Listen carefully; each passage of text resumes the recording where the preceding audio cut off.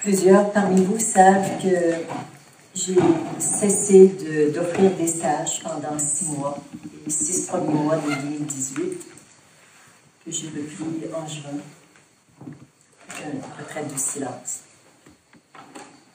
Ce que j'aimerais partager avec vous aujourd'hui, avec vous, mes amis, un peu ce qui s'est passé pendant ces 6 mois, ce qui m'a amené à choisir d'arrêter pendant 6 mois, et surtout ce que ça a fait en moi, ce que ça l'a transformé en moi. Évidemment, ces 6 mois d'arrêt se sont imposés à moi. Je les sentais un peu m'interpeller, mais j'avais comme envie de continuer, et un petit accident en novembre dernier m'a bien fait comprendre que c'était le moment d'une pause importante. Suite à des grands mouvements intérieurs, au niveau spirituel, qui se sont produits notamment ici l'été dernier, et qui ont laissé des traces, et qui sont des transformations tellement importantes qu'elles ne pouvaient pas s'actualiser tout en continuant mes activités habituelles. J'ai simplement compris qu'il me fallait me consacrer totalement à ça. Et un peu comme quand on est enceinte, généralement on peut continuer à peu près nos activités habituelles, mais de temps en temps on ne peut plus, et il faut juste être enceinte et vivre cette grossesse et faire pour soi et pour le bébé ce que nous avons besoin de faire pour que ce bébé soit beau et en santé et lui donner les meilleures chances de survie. C'est un peu ce qui m'est arrivé pour vivre ces transformations, pour que ça aboutisse d'une façon la plus juste possible, mais davantage dans la sérénité, dans une sorte de fluidité et d'élégance. Je devais de m'arrêter, d'être seule chez moi dans le silence et d'être au contact de ça. J'ai simplement fait quelques séances individuelles qui sont pour moi un bonheur immense.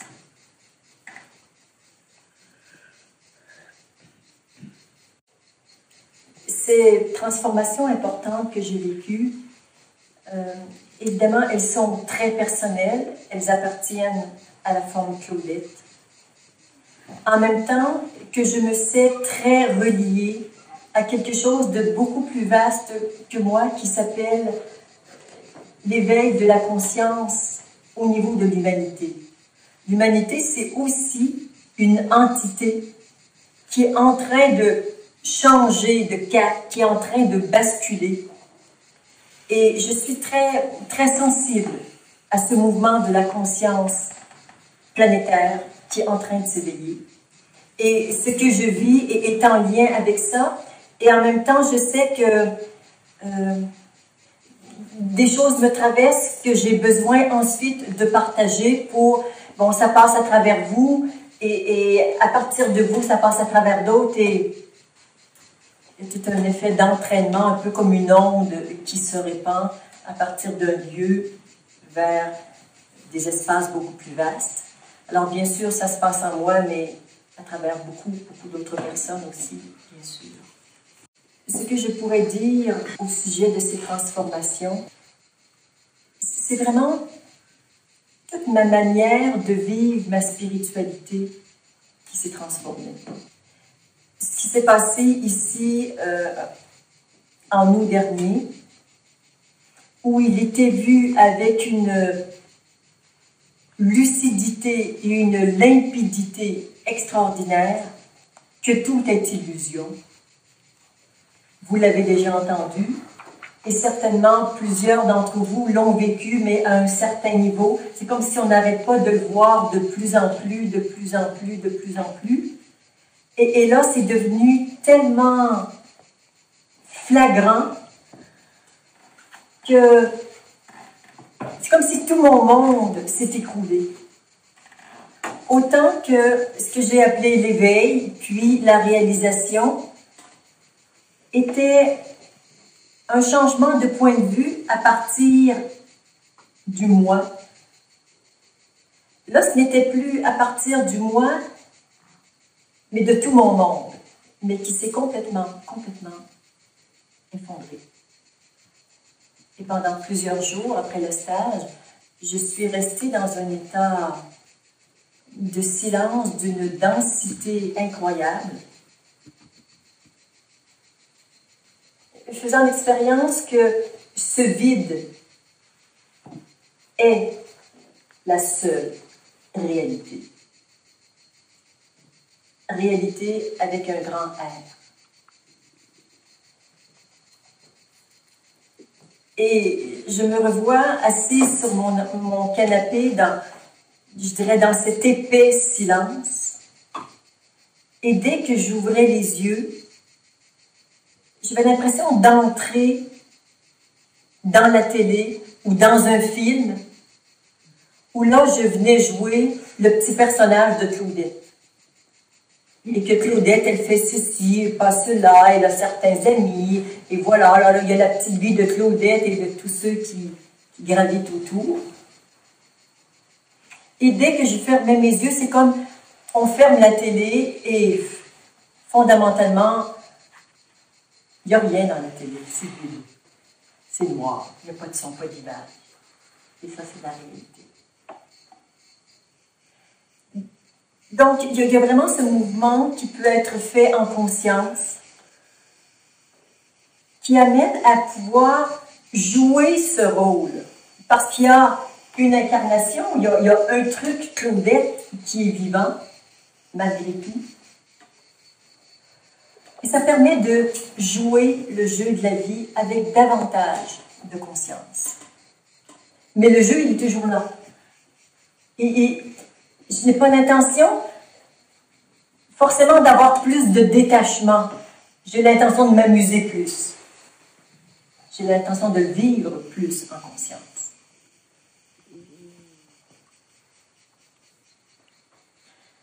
Ce basculement de mon monde, qui s'est recréé, bien sûr, mais différemment, a amené, et c'est ça la transformation, c'est comme si ma façon de vivre ma spiritualité d'avant, parce qu'il y a vraiment un avant et un après. Et entre les deux, il y a justement une sorte de boîte noire dans laquelle je suis restée pendant 6 mois pour cogiter, pour être en gestation de ça. Et pendant ces 6 mois de transformation, il y a eu une sorte, un peu d'intégration et d'effacement de ma spiritualité d'avant. J'ai senti même au début des 6 mois, vers janvier, une sorte de rejet de la spiritualité. Ça m'énervait, je la rejetais, j'étais en colère, et je voyais bien le processus qui était en route et ça m'amusait. Néanmoins, il y avait ça. Tu vois, j'étais anti-spirituelle. Et c'était très sain de vivre ça parce que c'était le deuil à faire. Donc, il y avait cette colère, ce rejet qui fait partie d'un très beau processus de transformation.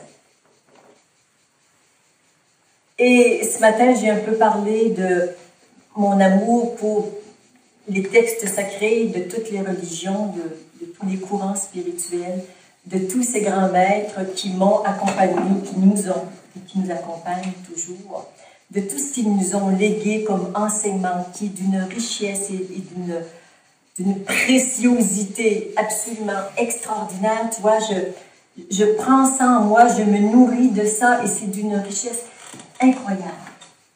Mais un peu comme quand on a 20 ou 22 ans, qu'on est prêt à quitter la maison de ses parents, on a vraiment envie de voler de ses propres ailes. En même temps que c'est pas parce qu'on n'est pas bien à la maison, mais il y a quelque chose qui nous pousse à dire, papa, maman, je prends mon appartement et je vais payer mes études et je veux devenir autonome. Je vous aime, mais laissez-moi prendre mon envol. Alors, dans ma spiritualité où j'en étais, c'était un peu quelque chose de cet ordre-là qui m'obligeait à reconnaître et à aimer et à goûter tout ce qu'on m'a donné mais j'avais comme besoin de m'actualiser, moi, ici, maintenant, Claudette, dans ma vie d'aujourd'hui et dans cette vibration planétaire qui est tellement différente de celle d'il y a 1 an, 2 ans ou 5 ans. Ça a vraiment commencé à 2012 à être extrêmement intense au niveau des transformations, au niveau de la planète. Quelle est la spiritualité que j'ai envie de vivre aujourd'hui? Moi. Et bien sûr, en regard de tout ce que j'ai intégré, mais aussi de tout ce que je n'ai pas intégré, et j'ai encore du temps pour m'amuser. Et c'est vers le printemps que j'ai redécouvert ce texte de Flavio, « Je viens du soleil », que je connaissais depuis, ma foi, 4 ou 5 ans, qui était sur mon site depuis 1 an. Mais je l'ai redécouvert et j'ai vu à quel point c'était la vibration qui émanait de moi en ce moment.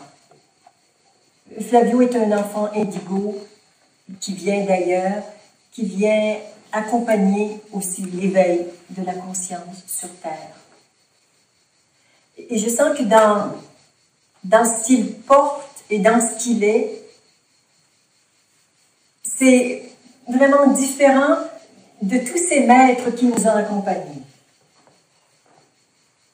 Comme si chacun portait un petit bout de quelque chose, alors que je trouve dans Flavio, ou dans les enseignements de Seth, je vous parlerai un peu plus tard de ces enseignements qui sont d'une richesse incroyable. C'est vraiment du calibre de Flavio. Et dans la même énergie, tellement actuelle. Tellement actuelle. Et là, le mot que j'ai, c'est vraiment dépoussiérer. Et ça ouvre des espaces en nous pour une spiritualité qui est vraiment nouvelle, différente et qui n'existe pas. Notre défi, c'est de l'inventer. On n'a pas trop de repères, mais il y a quelque chose à laisser émerger en nous et à vivre notre spiritualité d'une façon qui est totalement nouvelle. Ça ouvre un espace qui est plein de promesses.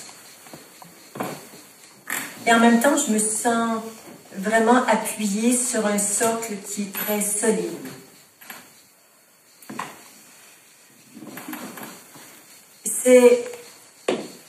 Je dirais, il y a deux éléments principaux qui caractérisent cette nouvelle manière de vivre ma spiritualité. La première, c'est de dépasser une spiritualité qui nous invite essentiellement à toucher l'impersonnel en soi. J'en parlais un petit peu ce matin avec Alain, oui, qui est là. De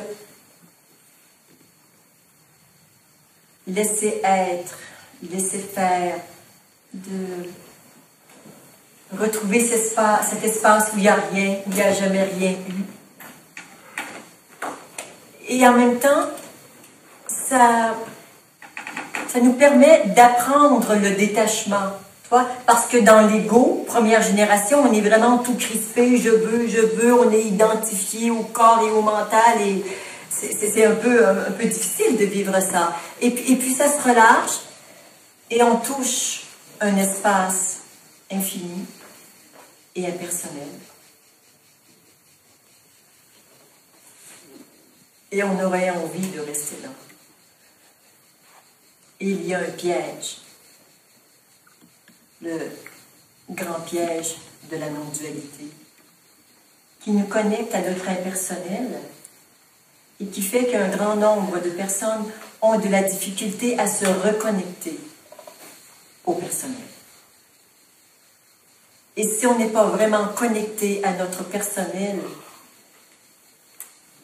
on n'est pas en résonance avec tout ce que nous sommes, parce que tout ce que nous sommes, c'est humain et divin, personnel et impersonnel. C'est ça, c'est la totalité. Ce n'est pas un ou l'autre. C'est vraiment les deux ensemble. Et quelqu'un m'a envoyé un mail il y a 2 ou 3 jours. Elle a lu ma newsletter qui s'intitule « Être source créatrice », où j'invite vraiment à devenir le créateur conscient de sa vie. Mais elle me dit, Claudette, mais explique-moi, Nisargadatta, le grand Nisargadatta que nous aimons tous, dit, je ne sais plus exactement ces mots, mais vous n'êtes pas l'acteur, vous êtes le spectateur, vous laissez faire, laissez être. Tu vois, c'est vraiment, personnellement, tu n'es rien, laisse l'impersonnel être tout. Et bien sûr, la personne qui m'envoie un mail, c'est cette belle Chantal, comme elle est dans sa phase impersonnelle, c'est ce qu'elle a retenu de Nisargadatta. Mais il dit aussi, et elle n'a pas encore rencontré ses paroles, parce que ce n'est pas encore en résonance avec ce qu'elle vit. Quand on lui demande s'il vit quelque chose de personnel, il dit oui, bien sûr, j'ai une identité, j'ai un corps physique, une identité familiale et sociale que je dois assumer, et c'est pas toujours de tout repos. Il le dit aussi. Il faut juste trouver les endroits où il le dit. Et quand on n'est pas prêt, on trouve juste ce qu'on est prêt à entendre. Ce ne sont pas tous les maîtres qui ont cette vision incarnée dans la réalité. Il y en a plusieurs, notamment Aurobindo, qui vraiment descendent dans le corps avec une justesse et une puissance dans la descente du supramental qui est absolument extraordinaire et qui contribue à ces changements qu'on est en train de vivre sur Terre. Alors, ce que je voulais vous dire, c'est que l'impersonnel, oui. Oui. Oui. Et plus. Et plus encore. Et le personnel aussi. Et plus. Et encore plus. Pour vraiment, vraiment vivre le mariage des deux en conscience.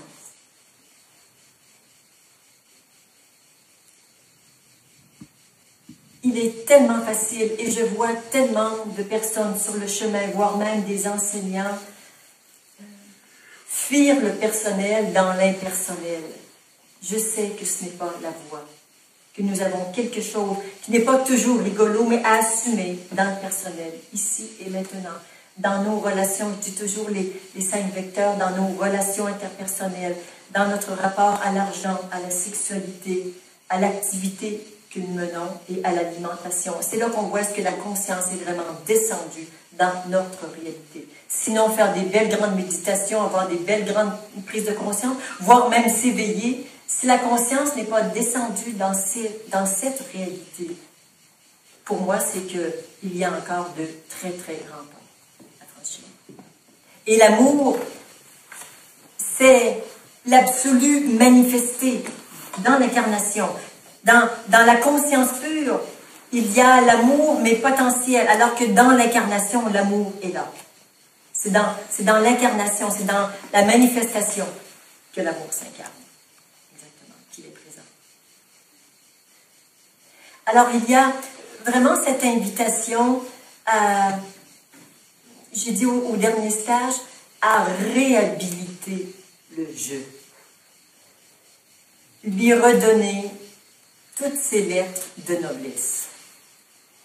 De cesser de le rejeter ou de vouloir qu'il disparaisse. Au contraire, on veut qu'il apparaisse, mais qu'il apparaisse différemment et plus en conscience. Parce que il n'est pas possible de ne pas avoir d'ego. Tant que nous sommes incarnés sur Terre, nous avons un ego. Et c'est absolument essentiel.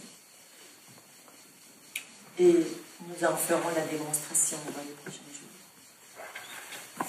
Alors, si dans un premier temps, il y a cette nécessité vraiment de reconnaître l'impersonnel et le personnel, le deuxième aspect qui s'est vraiment présenté à moi avec une très grande force et une grande beauté aussi, et j'en fais l'objet d'un livre qui est presque terminé d'écrire, un livre qui va probablement s'intituler « Créer sa vie ». Créer sa vie en conscience et en jouir pleinement. Et dans cette position intérieure de « je suis le créateur de ma vie », et je me suis vraiment employée dans ce livre à faire la démonstration de comment et de ô combien nous sommes de grands créateurs, mais juste un peu inconscients. Et de comment nous créons notre réalité à chaque instant à partir de nos croyances, de nos intentions, de nos peurs, de nos limitations, de nos espoirs. Nous créons totalement notre réalité, mais pour ne pas être responsable de notre réalité, on dit oui, c'est la vie qui veut ça, c'est un appel de la source, c'est Dieu, c'est toujours quelque chose d'extérieur à moi. Je dis non, c'est ici et maintenant, c'est en toi.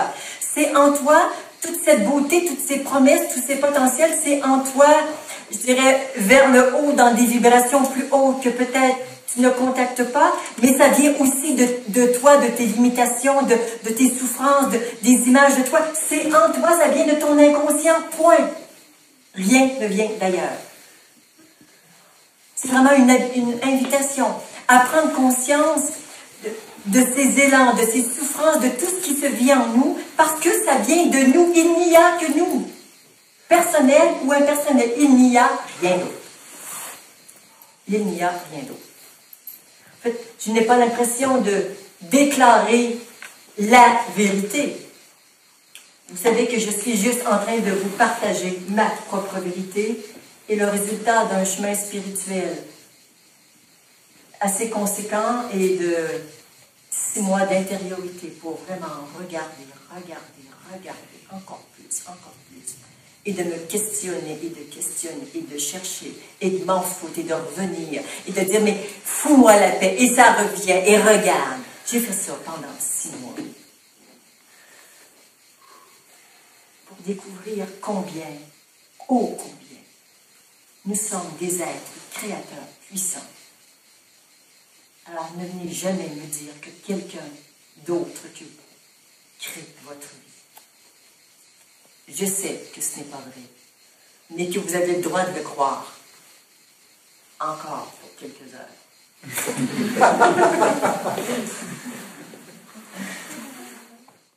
Il y a un livre, ce serait prétentieux de dire que je l'ai lu, mais j'en ai lu quelques pages, je vous jure. Il s'appelle La Voix du Sentir de Luis Anza, qui raconte son voyage, son aventure spirituelle d'une façon magnifique. Mais j'ai quelqu'un qui l'a lu, qui me l'a raconté, donc j'ai lu quelques passages pour savoir de quoi il parle, mais j'ai été émue par un passage où il dit que, bon, Luis a fait son chemin spirituel à travers plusieurs courants spirituels, notamment le soufisme, pendant 20 ou 25 ans. Et à un moment donné où il a été prêt, vraiment mature, son maître lui a dit, maintenant, tu peux partir et voler tes propres ailes. Cependant, il t'est interdit de répéter ce que tu as appris ici. Et nous allons couper les ponts avec toutes les personnes avec qui tu as fait ton chemin spirituel. Maintenant, riche de tout ce que tu as vécu, de tout ce que tu as appris, va et vis ta spiritualité à ta manière, à toi. Invente-toi ta spiritualité. On ne veut pas des Jésus, des Bouddhas ou des gens qui vont inventer une religion pour les prochains siècles. On veut des millions de personnes qui ont leur propre religion et qui sont toujours en interaction pour mettre plus de conscience, plus d'ouverture dans ça. Donc, on quitte et ça me fait drôle à l'intérieur. C'est comme si ça jouit en même temps, ça a le droit d'avoir peur un peu et de se poser des questions, mais les ponts sont coupés et maintenant, on se débrouille seul. On se débrouille seul, ici et maintenant, entre nous, pour inventer une nouvelle manière de vivre la conscience en 2018. Nous n'avons pas de modèle, nous allons inventer un modèle qui ne va pas servir aux générations futures. Ils inventeront leur propre modèle. Au lieu de s'accrocher à une image, on l'invente à chaque instant. On fait des expériences, on s'enrichit de ces expériences et on vit les choses différemment d'une fois à l'autre. C'est cet élan d'une puissance, mais ça tremble de partout en moi, dans toutes mes cellules. C'est 1000 volcans qui veulent exploser et qui sont en train d'exploser. Juste pour vous dire ô combien cette force de vie m'habite, ô combien cette vie, elle veut se vivre dans la conscience. Que quand il y a eu ce rejet de la spiritualité, je me suis dit, bon, débarras, c'est terminé, allez, je passe à autre chose. Je me suis fait acheter un piano et je me remets au piano et terminé pour la spiritualité. Je pensais être débarrassée. Bah, j'ai gardé le piano finalement.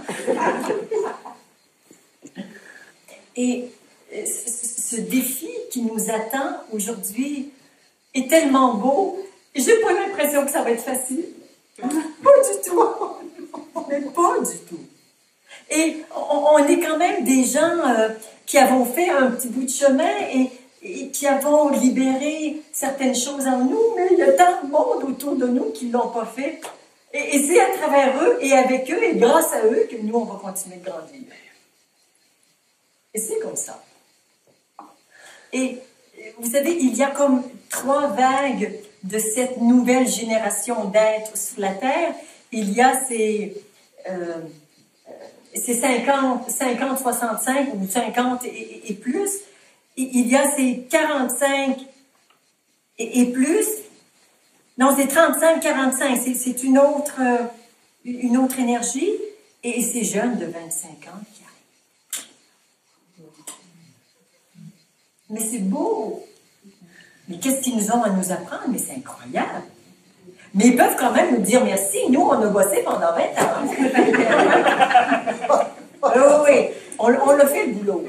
Et l'autre génération l'a fait, et c'est la 3e génération, et c'est plus facile pour eux. Et tant mieux. Et tant mieux. On s'est incarné quand on s'est incarné, parce que c'est le moment où on pouvait vivre ce que nous avions à vivre. Et si ce n'était pas juste, on serait venu à un autre moment. Alors, il y a vraiment cette reconnaissance avec amour et bienveillance de toute notre humanité, dans tous les aspects qu'elle a, et même pour les bouts tordus, pour ce qui ne va pas, pour notre souffrance et tout ça. Donc, toute notre humanité, mais aussi toute cette conscience pure qui s'incarne en nous. Donc, vraiment marier ça et voyage au cœur de soi, c'est vraiment le mariage de la conscience et de la matière, de l'humain et du divin. Ce livre est consacré à ce mariage parce que c'est ce que je vivais à ce moment-là. Autant que chemin d'éveil, ce que je portais, c'était vraiment d'éveiller les consciences, d'éveiller. Je ne pensais qu'à l'éveil et j'avais envie que tout le monde s'éveille. Aujourd'hui, je m'en fous que vous soyez éveillés ou pas. Vous ne pouvez pas passer à côté. En moi, c'est fait. En moi, c'est fait pour vous. Et ça va s'actualiser quand ce sera le moment. Mais pour moi, c'est vraiment plus d'actualité de parler d'éveil. Bien que pour certains, ça puisse demeurer un point central. Mais c'est tellement évident. Et quand j'ai des jeunes, justement de 25-30 ans, ils s'en foutent d'éveil. Mais carrément. Ils connaissent à peine le mot. Ça ne les intéresse pas.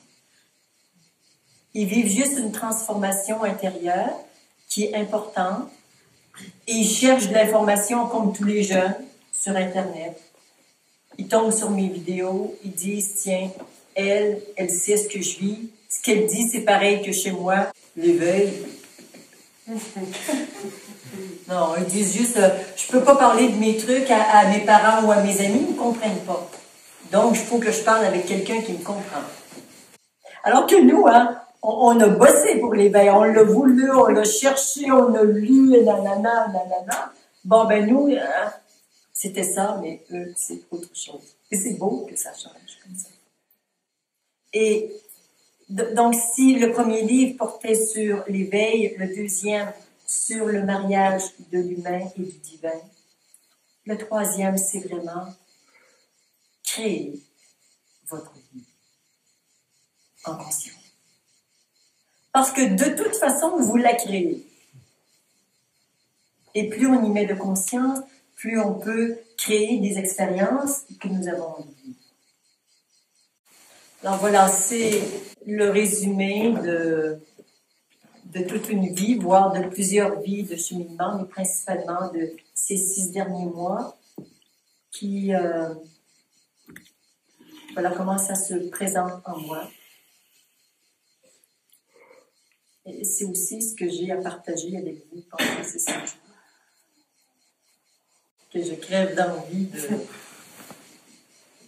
de vous dévoiler des aspects de tout ça, heure après heure, jour après jour, et de faire des exercices et de vraiment descendre ça dans la matière et dans la conscience.